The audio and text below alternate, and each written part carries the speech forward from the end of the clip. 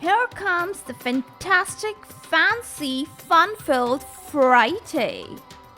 It is not much musical but well enough documented to foresee a preface this extra special weekend. Now, why is this weekend très spécial? Because I am bringing for you all a bonus episode as I am hitting half century. Yes, my 50th episode is almost on its way, and it really and truly demands love faith, a mini one in my special way. Well, that was a teaser. Adding today one more little ring in the Pharmacokinetics rigmarole for this beautiful stat of the weekend. Sujet du jour is, the topic of the day is absorption via parenteral routes, second part. Welcome all to IS Pharmacology Difficult Podcast. I'm your host, Dr. Radhika Vijay, MBBS MD Pharmacology, and this is the audio hub to get the best, simplified basic tips, strategies, methods, and lots of ideas to learn better, understand better, and make your concepts crystal clear. If you really find, and if there's a question hovering in your minds, is pharmacology difficult? Lend me your ears for a while and let in the magic of knowledge. Let's debut the conversation. The route to talk today, first of all, is the inhalational route. It can be as a gas. The best example to know are the gaseous anesthetics, the general anesthetics. Secondly, as an aerosol, the particles, they are dispersed in gas.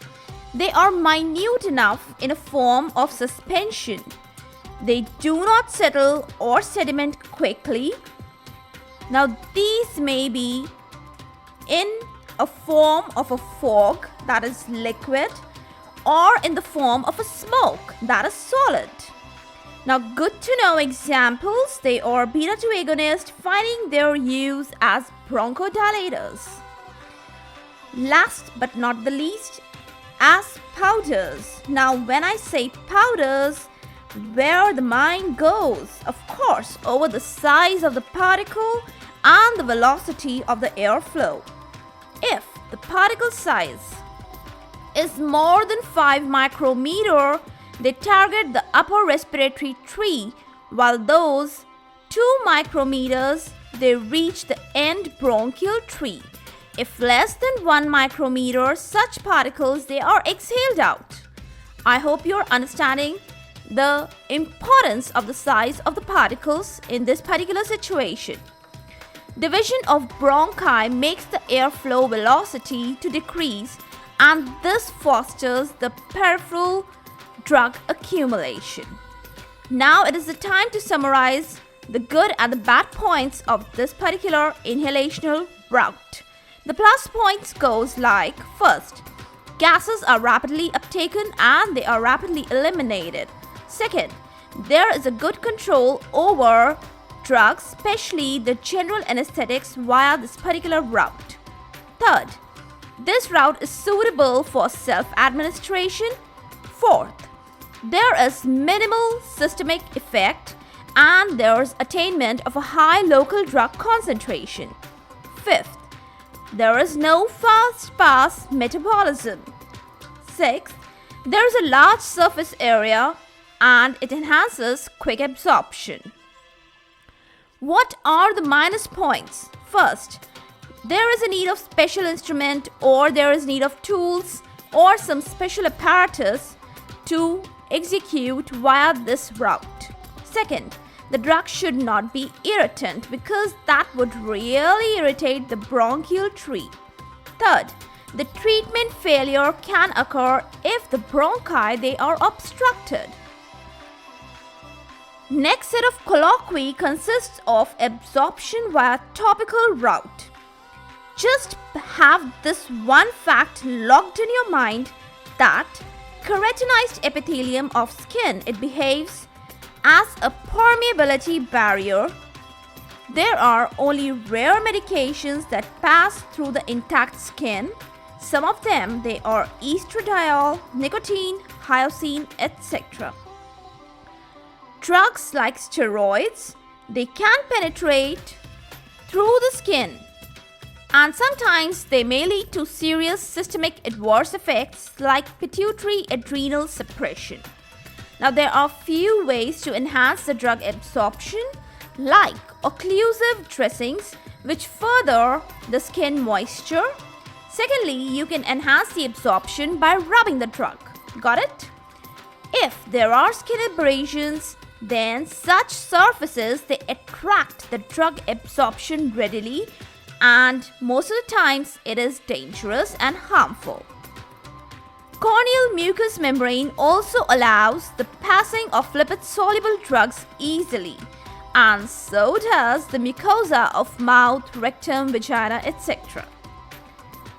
Now, the pros of the drugs applied by the topical route,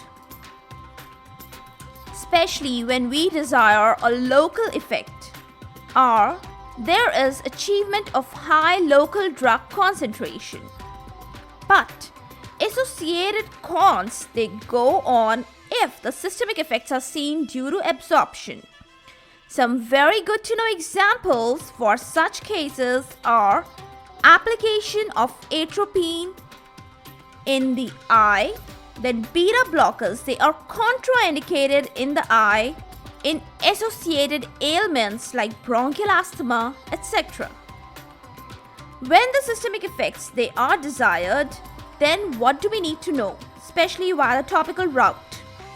I've already discussed about the transdermal delivery systems.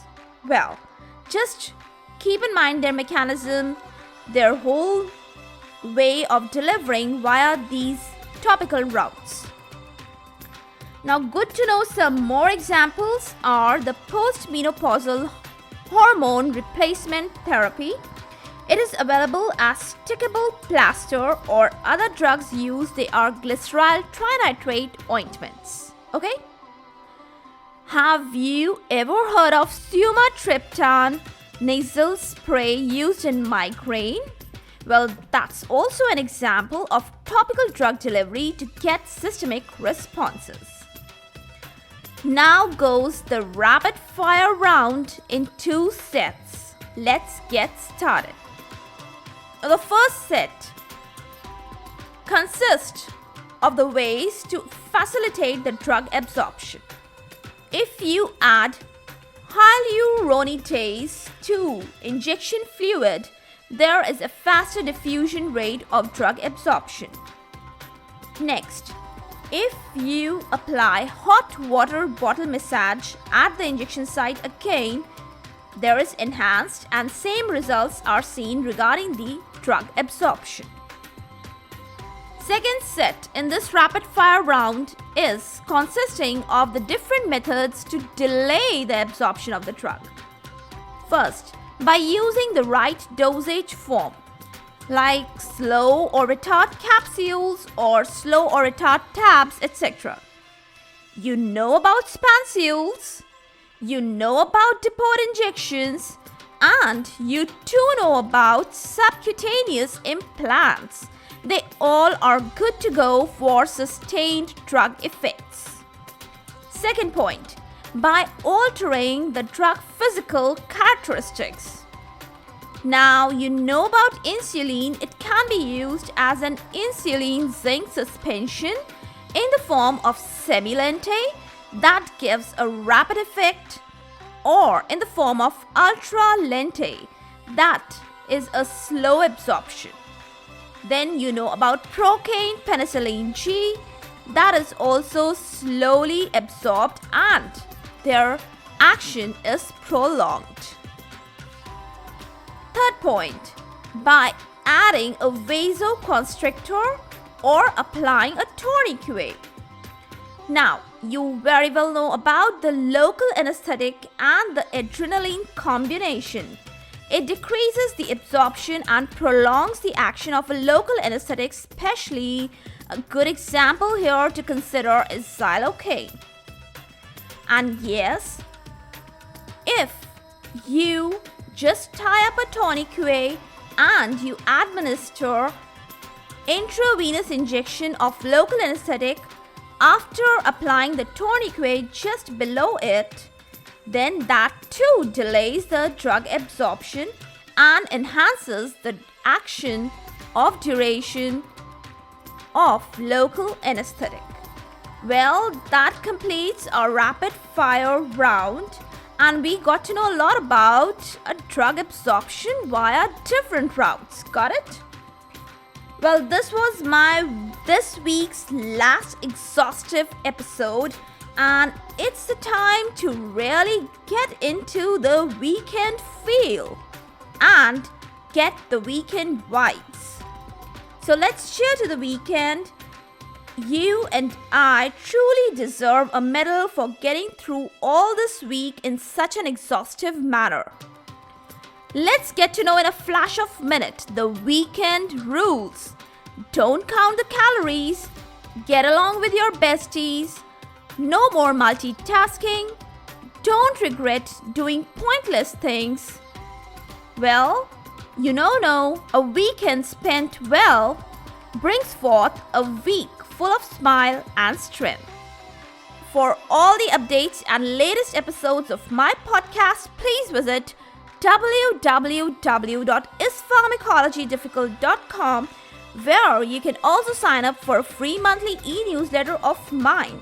It actually contains a lot of updates about the medical sciences, drug information updates, and my podcast updates also. You can follow me on different social media handles like Twitter, Insta, Facebook, and LinkedIn. They all are with the same name, is Pharmacology Difficult. If you are listening for the first time, do follow me here, whatever platform you are consuming this episode. Stay tuned. Do rate and review on iTunes, Apple Podcast. Stay safe, stay happy, stay enlightened. Thank you.